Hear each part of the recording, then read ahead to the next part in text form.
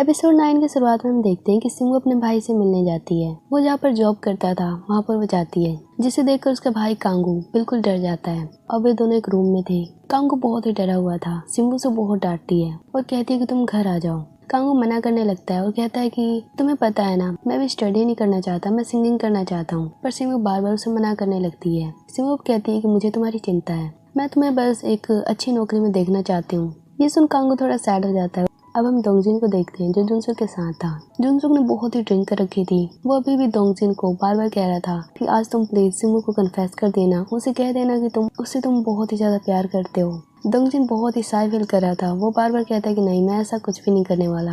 उधर सिंगू अपने भाई के साथ थी। उसके भाई ने कहा था कि मैं अपने दोस्त के साथ रहता था। अब वो उसके घर सामान लेने जा रहा था। अब वो दोंगजिन के एड्रेस पे पहुंच चुके थे। सिंगू से पूछती कि तुम्हारा दोस्त कौन है। अब उसका भाई बता देता है कि वो इतने दिनों से दोंगजिन के घर पे रह रहा था। ये सुनते ही सिंगू बहुत ही ज्यादा गुस्से में आ जाती है। वो अपने भाई को बहुत ही ज्यादा डांटती है। उसका भाई कहता है कि देखो, इसमें मेरी कोई गलती नहीं है, मुझे उस टाइम जो सही लगा वो मैंने किया था, और वैसे भी दोंगजिन बहुत ही अच्छा इंसान है। सिंगू अब कहती है कि तुम घर जाओ, मैं दोंगजिन से बात करूंगी और तुम्हारा सामान मैं दोंगजिन के घर से खुद ले आऊंगी। अब सिंगू दोंगजिन से मिलने जाने लगती है। उधर दोंगजिन और मिनू साथ में थे। वे बातें कर रहे थे और हम देखते हैं सिंगू उन्हें दूर से देख रही थी। सिंगू मन ही मन थोड़ी सैड हो रही थी क्योंकि वो भी दोंगजिन को लाइक करती है। अब ये सब देख सिंगू वहाँ से जाने लगती है, पर तभी वो मिस्टर सिन को वहाँ देखती है, जिसके कारण उसे दोंगजिन की चिंता होने लगती है। मिस्टर सिन दोंगजिन और मिनू के साथ कुछ गलत करते उससे पहले सिंगू उन्हें डांट कर वहाँ से भगा देती है। मिस्टर सिन थोड़े कंफ्यूज थे कि आखिर वो दोंगजिन को बर्बाद करना चाहती है या उसका साथ दे रही है। उधर दोंगजिन और मिनू अपने घर में जा रहे थे। दोंगजिन मिनू को कहता है कि मुझे लगता है तुम्हें बुखार है। मिनू को बुखार हो रहा था। दोंगजिन कहता है क्या तुम्हारे पास मेडिसिन है। मिनू मना करने लगती है। अब दोंगजिन कहता है ठीक है, मैं तुम्हारे लिए मेडिसिन ला रहा हूँ। मिनू अब थोड़ी सी एक्साइटेड हो रही थी कि शायद दोंगजिन अब उसके घर में आएगा, पर ऐसा कुछ भी नहीं होता। दोंगजिन बाहर से उसको मेडिसिन देके अपने रूम में जाने लगता है। मिनू उसे टी के लिए इनवाइट करती है, पर दोंगजिन मना कर देता है और कहता है कि अगर कल तक ठीक ना हो पाओ तो फिर डॉक्टर के पास चले जाना, और प्लीज अपने आप को परेशान मत करो क्योंकि मेरे दिल में अब तुम्हारे लिए कोई भी फीलिंग्स नहीं है। मिनू पहले के दिनों की याद करती है जब दोंगजिन उसे बहुत ही ज्यादा लाइक करता था। वो भी उसके साथ बहुत खुश थी, पर उसकी एक गलती ने दोंगजिन को बदल दिया, उसकी रिलेशनशिप खत्म कर दी। मिनू बहुत ही ज्यादा सैड हो चुकी थी। अब दोंगजिन अपने रूम में था। उसे कांगू का मैसेज आता है। कांगू से बता देता है कि वो अपने घर में शिफ्ट हो चुका है और हो सके तो सिंगू उसके घर आकर उसका सामान ले जाएगी। अब दोंगजिन सिंगू को कॉल करता है, पर सिंगू कॉल नहीं उठाती है। सिंगू पार्क में बैठी थी। वो सोच रही थी कि दोंगजिन को मैसेज करे या ना करे, उसे कॉल करे या ना करे। नेक्स्ट डे स्टार्ट हो चुका था। हम सिंगू के घर में देखते हैं सबके सब बहुत ही खुश थे क्योंकि उसका भाई वापस आ चुका था। सिंगू उसके लिए बहुत ही टेस्टी खाना बनाती है। सब उसके भाई को डांटते भी हैं कि आगे से वो कभी भी घर छोड़कर ना जाए। सब ब्रेकफास्ट करने लगते हैं। हेजुंग और युनजुन आपस में लड़ने लगते हैं। ये देख कांगू कहता है कि तुम लोग कितना ही लड़ लो, कितने ही प्यार से बातें कर लो, अगर तुम किस भी कर लो तो कोई फर्क नहीं पड़ेगा क्योंकि तुम लोगों की कोई परवाह नहीं करता। ये सुन सब कांगू को डांटने लगते हैं। अब सिंगू जॉब पे चली जाती है। कांगू अब सबको बताता है कि मैं इतने दिनों से सिंगू के बॉस के यहाँ पर रह रहा था और इसीलिए सिंगू थोड़ी चिंता में भी है। युनजुन ये सुन कांगू पे बहुत ही गुस्सा करता है। आगे हम देखते हैं कि युनजुन और हेजुंग तैयार हो चुके हैं क्योंकि आज उन्हें युनजुन के पेरेंट्स से मिलने जाना है और हेजुंग को एक गर्लफ्रेंड होने का नाटक करना है। हेजुंग ने येलो ड्रेस पहन रखी थी। हेजुंग थोड़ी सी नर्वस थी, पर युनजुन कहता है कि चिंता मत करो, तुम जैसी हो तुम्हें वैसा ही एक्ट करना है। मिस्टर सिन को हम देखते हैं जिससे सिंगू पे शक हो रहा था। उसे लग रहा था कि शुरुआत से ही सिंगू और दोंगजिन मिले हुए थे और दोनों मिलकर उसे बर्बाद करने की प्लानिंग बना रहे थे। उसका मैनेजर कहता है कि नहीं, मुझे ऐसा नहीं लगता क्योंकि जब सिंगू पहली बार दोंगजिन की कंपनी में लगी थी तब वो दोंगजिन से बहुत ही ज्यादा नफरत करती थी, पर जैसे जैसे दिन बीतते गए वो दोंगजिन की तरफ पिघलती गई और दोनों में नजदीकियां बढ़ती गई। अब मिस्टर सिन और मैनेजर सिंगू से सच जानना चाहते थे कि आखिर वो करना क्या चाहती है, वो किसकी साइड में है। वो सिंगू को लगातार कॉल करते हैं पर सिंगू उनका कॉल नहीं अटेंड करती। कुछ देर बाद दोंगजिन सिंगू के पास आता है। उसे कहता है कि वो कांगू का सामान लेने कब आएगी। सिंगू उसे टाइम नहीं बताती है पर कहती है कि हाँ, मैं कुछ दिनों में आ जाऊंगी। अब मीटिंग होने लगती है। हम देखते हैं कि दोंगजिन कभी सिंगू को देख रहा था और कभी सिंगू दोंगजिन की तरफ देखे जा रही थी और जुनसुक की नजर दोनों पे थी। उसे ये समझ आ गया था कि दोनों एक दूसरे को लाइक करते हैं पर कन्फेस करने से डरते हैं। जो दोंगजिन की असिस्टेंट होती है वो सिंगू को कुछ काम करने को दे देती है जो उसे दोंगजिन के साथ करना है। कुछ देर बाद जुनसुक असिस्टेंट के पास जाता है और कहता है कि तुमने बहुत ही अच्छा काम किया, दोनों को साथ में टाइम स्पेंड करने का काम दे दिया। असिस्टेंट कहती है मुझे नहीं पता इन दोनों में क्या चल रहा है, लेकिन मैंने सिमू को काम इसलिए दिया क्योंकि वो अपने काम में बहुत ही स्मार्ट है। वे बातें कर ही रहे थे तभी एक एम्प्लॉय उन दोनों की बातें सुन लेती है। वो एम्प्लॉय जुनसू को कहती है कल परसों मैं मैनेजर से मिली थी जो हमारी कंपनी में काम करता था। वो हमारी कंपनी के बारे में कई चीजें पूछ रहा था और सिमू के बारे में भी। ये सुन सब थोड़े हैरान थे और हम सिमू को देखते हैं। उसे बार बार मिस्टर सिंह का कॉल आ रहा था। अब वो कॉल करती है और बस उन्हें एक जवाब देती है, तुम जो भी क्वेश्चन पूछना चाहते हो मुझे उनका कोई भी आंसर नहीं पता। अब हम हेजुन को देखते हैं जो युनजुन के साथ थी और उसके पेरेंट्स से मिलने जा रही थी। उसके पेरेंट्स भी आ चुके थे। अब वे लंच करना स्टार्ट करते हैं। वैसे हेजुन बहुत ही ब्यूटीफुल लग रही थी। वहाँ लंच के टाइम बिल्कुल खामोशी छाई हुई थी।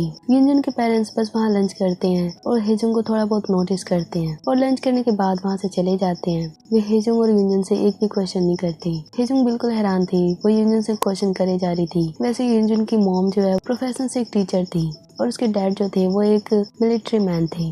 जाते जाते युनजुन की मॉम ने एक बात कही थी कि तुमने येलो ड्रेस क्यों पहनी, क्योंकि शायद युनजुन के पेरेंट्स को येलो ड्रेस बिल्कुल भी पसंद नहीं थी।